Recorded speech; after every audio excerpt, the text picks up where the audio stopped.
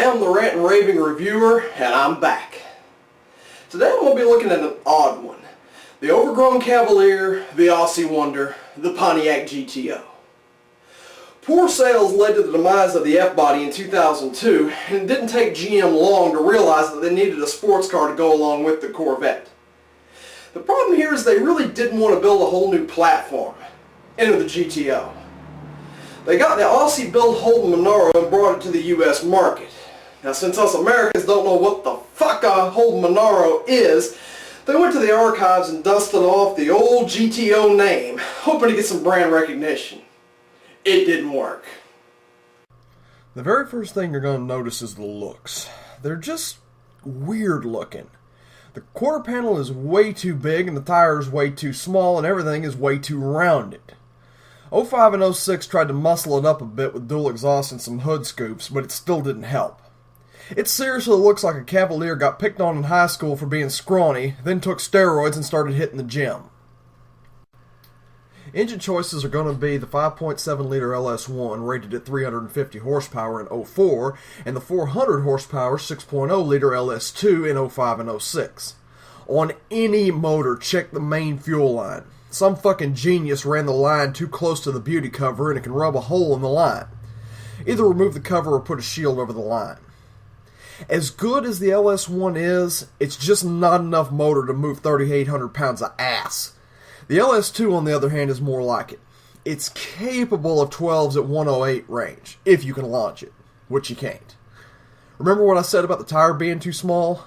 I wasn't fucking joking. They're like bacon strips.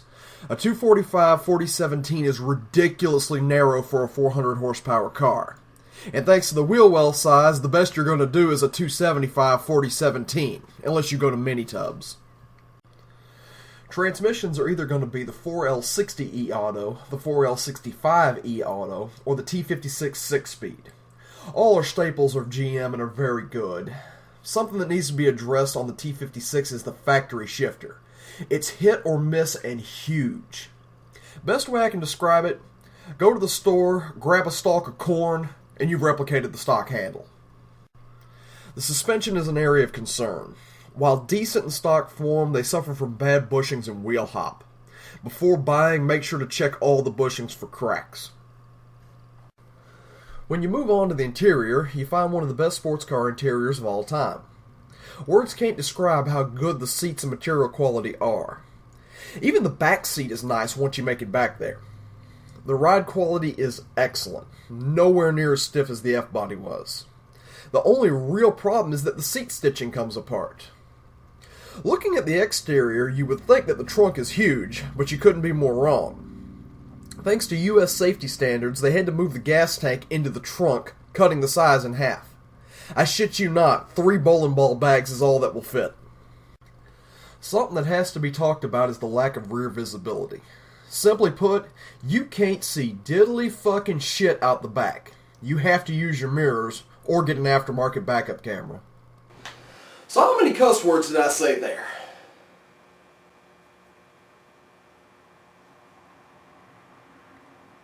7? Only 7? I'm in single digits on cussing?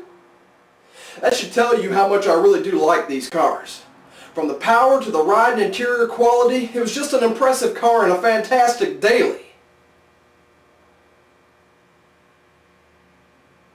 Just a goddamn shame the fucking Aussie asshole shaped the fucking exterior like a fucking piece of dog shit, which led to piss poor sales and led to the untimely demise of the ugly bastard. You know what really pisses me off? There was a fucking awesome wide body concept that showed up at SEMA back in, I think, 2007. Poor sales. At least they came out with, the 5th gen Camaro. Of course, it was an ugly bastard too, but that's a whole different story. Anyway, thanks for watching.